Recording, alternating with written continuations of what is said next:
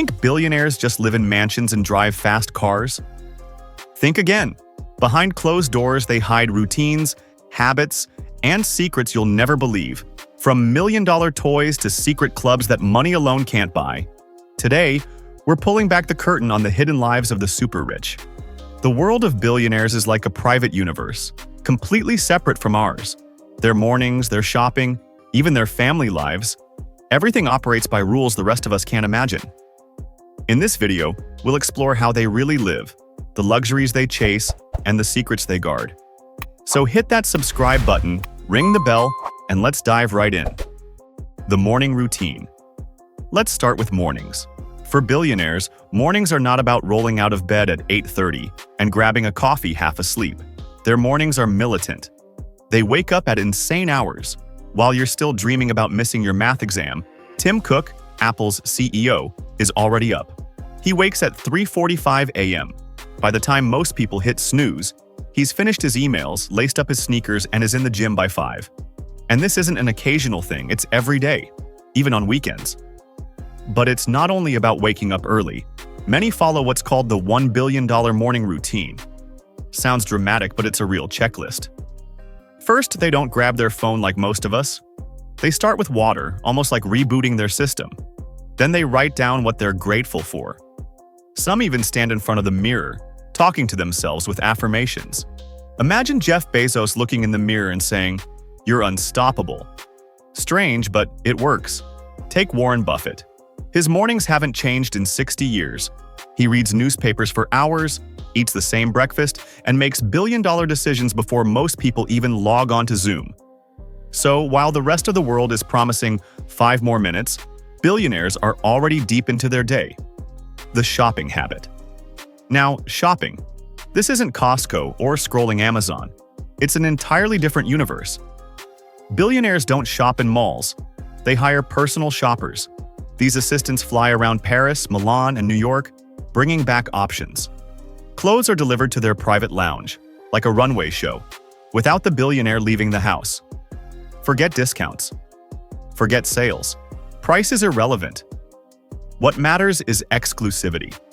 If there are only 10 of something, they want it. $2 million watches, one-of-a-kind cars, artwork so expensive even museums can't afford it. And then there are the bizarre purchases. Nicolas Cage once spent $276,000 on a dinosaur skull, only to find out it was stolen. Lady Gaga bought a $50,000 ghost detector. Drake sleeps on a $400,000 horsehair mattress with a champagne bar built in. But here's the paradox. Some billionaires are unbelievably cheap with small things. Warren Buffett still lives in the same house he bought in 1958. He drives an old car. He'll spend billions investing but refuses to splurge on a $6 latte. So, if you had billions, would you go crazy with luxuries?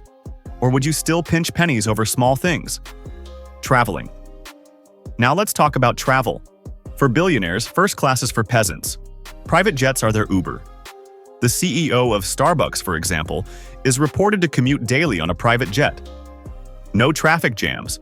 Just wake up, step into a $70 million plane, and fly to work like it's a regular car ride. But that's just the beginning. The real flex is what these planes look like. Saudi princes own jets worth over $500 million. Flying palaces. One prince has a 3-story plane with an actual throne room. Yes, a throne. There's also a prayer room that adjusts mid-flight, so it always faces Mecca. And if you're hungry, the dining hall seats 42 people on a plane. And yachts? Jeff Bezos owns Kourou. $500 million, longer than a football field. It has a spa larger than many hotels, a helipad, and even a support yacht to carry all the toys, submarines, jet skis, and smaller boats. It's basically a floating billionaire Batcave. And they don't stop at one. Some own multiple jets, multiple yachts, some even charter entire cruise ships just for their friends. For them, buying a $100 million jet is like buying the latest iPhone, just another toy. Family lifestyle. Now let's peek inside their homes and families. Planning begins before kids are even born. Ultra-wealthy parents make calls to elite preschools from the hospital room. While most new parents are worrying about diapers, they're securing a $50,000 a year preschool spot. Forget ordinary schools. Their children attend elite academies with tuition higher than most annual salaries. These schools take kids around the world, provide private music teachers and personal tutors for every subject. By graduation, they speak 3 languages and play instruments at a professional level. But many billionaire parents don't raise their own kids. They hire nannies.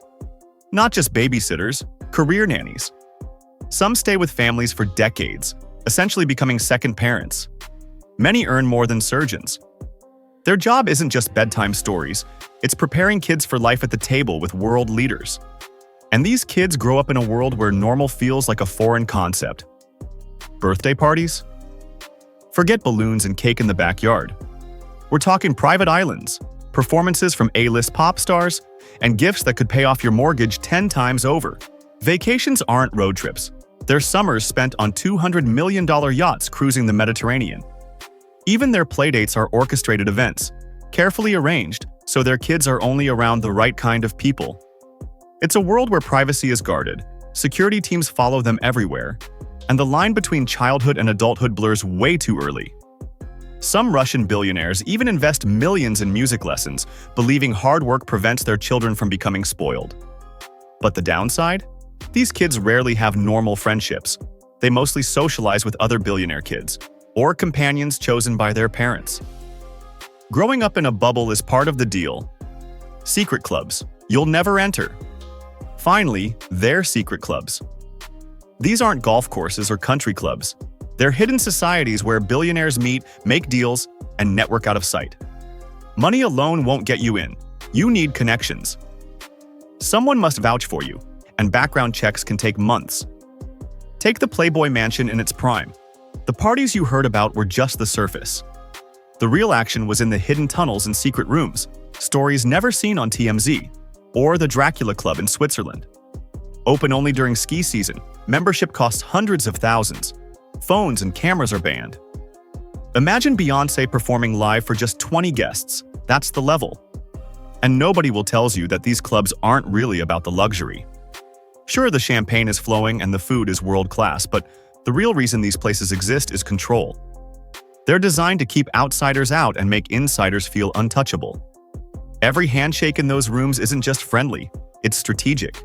Careers are made, governments influenced, and sometimes even scandals are buried before they ever see the light of day. That's the true power of these hidden worlds. You don't just enter a club, you enter an alternate reality where the rules of normal life simply don't apply. Even Ivy League schools hide these spaces. Princeton's Ivy Club doesn't take applications. Instead, candidates face 10 rounds of interviews. Most are rejected. But once you're in for life. Deals worth billions are whispered over cocktails. So, after seeing all this, what do you think? If you had billions, would you keep it simple?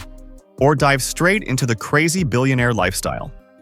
Comment below, hit the like button, and subscribe for more insights into the secret lives of the super rich.